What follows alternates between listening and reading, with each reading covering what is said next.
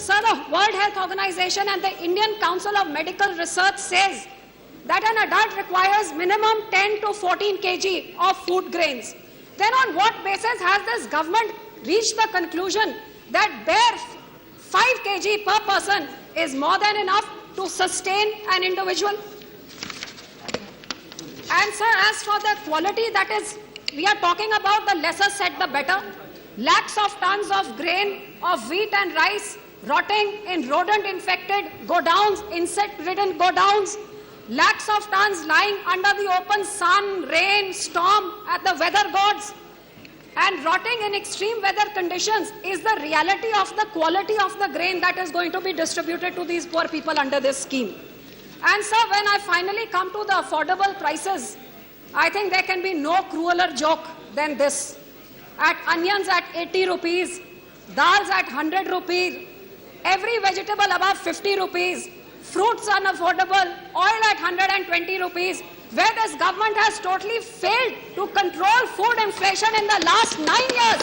Now 6 months before election, they are bringing in a bill to give wheat and rice at 2 and 3 rupees. What signal are they giving to the country? That now you survive on this dole of 2 and 3 rupees for the future and live on few dry rotis because we have no concept as to how we plan to control the food inflation. So is this what the government is signaling to the country? That they have now got to prepare themselves to survive on few dry rotis doled out by this government? Madam, sir, if this government is serious about addressing hunger and malnutrition as stated by the president, then I think they need to learn a lesson from the government of Punjab that brought in an atta dal scheme as soon as we came into power 7 years ago, where we provide atta 25 kilos at 4 rupees and dal at 20 rupees per kg, 2.5 kgs to every family to combat hunger and meet the nutrition requirement. And this is being given to 16 lakh families since the last 6 years. Even the Planning Commission has admitted that in Punjab, where the population of poor, which was 21% in 2005, has come down to 8.2% in 2006, and 2012, a reduction of 60% in the last 6 years during our regime, where the national poor population average still in the country is almost 22%. A scheme so popular, sir, that our neighbor Haryana has also decided to copy it. Few days back, under the Dal Roti scheme, only difference, we brought in the bill when we came into power, and Haryana has woken up after 8 years of being in power. So, sir, I would like to say that the honesty of this government to provide, intention to provide nutritional security will only be proved if they support my amendment to include pulses in this bill. Otherwise, their lives will be exposed for the whole world to see as to what a poll gimmick that they are trying to bring in. But most importantly, sir, I would like to challenge this government's proposal for providing food grains to 50% of urban and 75% of the rural population. In the last 5 years, sir, the wheat and rice procured by this government, the average has been 57 million tons. If they have to give wheat and rice to 50 and 75% of the 50% urban and 75% rural population, sir, they need minimum 61 million tons as of today. Sir, in our country, there are 121 million farmland holdings, out of which 65% are small and marginal farmers having less than 1 hectare of land. Sir, these marginal farmers produce 52% of the total wheat and rice of the country. If this government is going to subsidize their food grains at 2 and 3 rupees, sir, why should the farmer with spiraling costs of diesel or spiraling cost of fertilizer, of increasing cost of pesticide, why should that farmer bother growing his own crop when he is going to get it at 2 and 3 rupees? And if 52% of the farmers stop growing their own crop, sir, what is going to happen to the food production? Food production will plunge, but food requirement will increase and inflation will go through the ceiling. This is the reality that this government needs to think about, sir. Sir, this highly subsidized food rate will take away all incentive of the small and marginal farmers to bother growing food, thus leading to lower production, higher consumption and food inflation.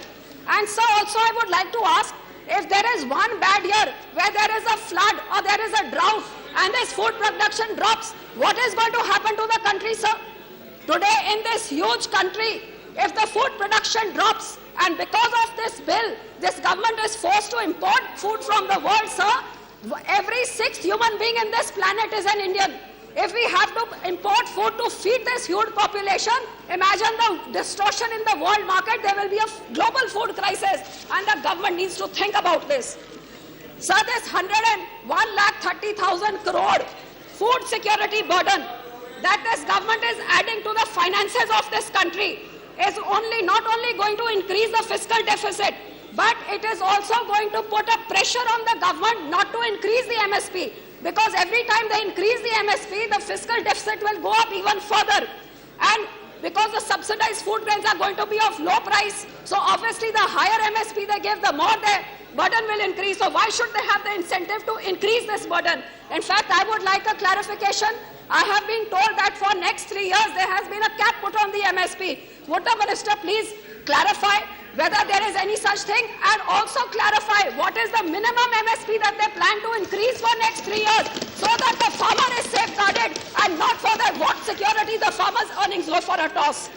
Sir, this squeeze by the government on procurement prices combined with spiraling input prices will have the most dangerous Please order, repercussions. please order, please don't. Sir, the moment food production comes down and there is a shortage of grain, sir, here comes in the most dangerous thing of all, is the cash transfer, where in lieu of not given food grains, of entitlement of food grains as this government has come up with, sir. Sir, this is nothing short of an attempt to set the foundation for killing the livelihood of thousands of farmers by disbanding the PDS system, sir.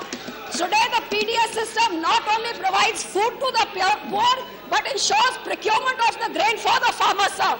Sir, tomorrow if this government puts the country's finances into such serious condition that to save the finances, they have to disband the PDS system partially or totally to save the cost of storage, handling, transportation and distribution. Sir, this will not only end up killing the farmers, but it would end up bringing the production down to the ground and thus throwing the country into a total Please wait up, please wait up. total turmoil, breaking the backbone of agriculture, which is our country.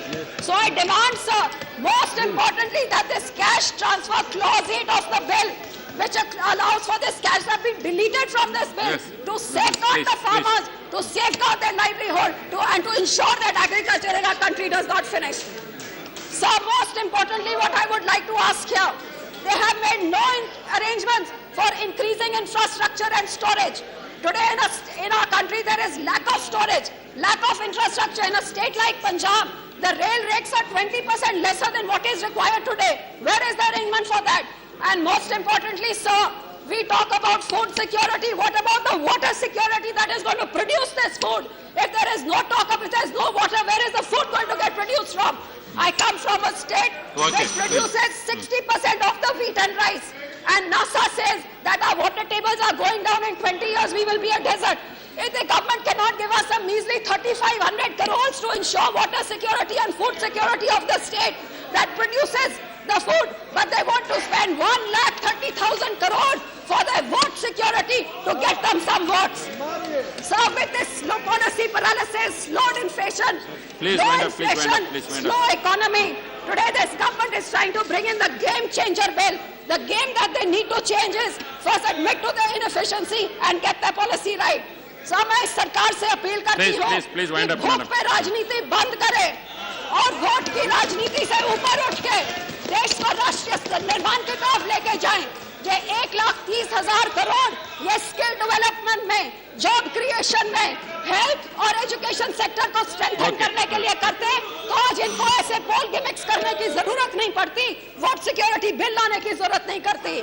आज देश के लाखों करोड़ों हिंदुस्तानी वो ये नहीं चाहते कि वो एक भीख की डोल पे जिंदा रहे, वो आत्म सम्मान से अपनी रोटी कमा के अपनी मर्जी से जी के खा के जीना चाहते हैं।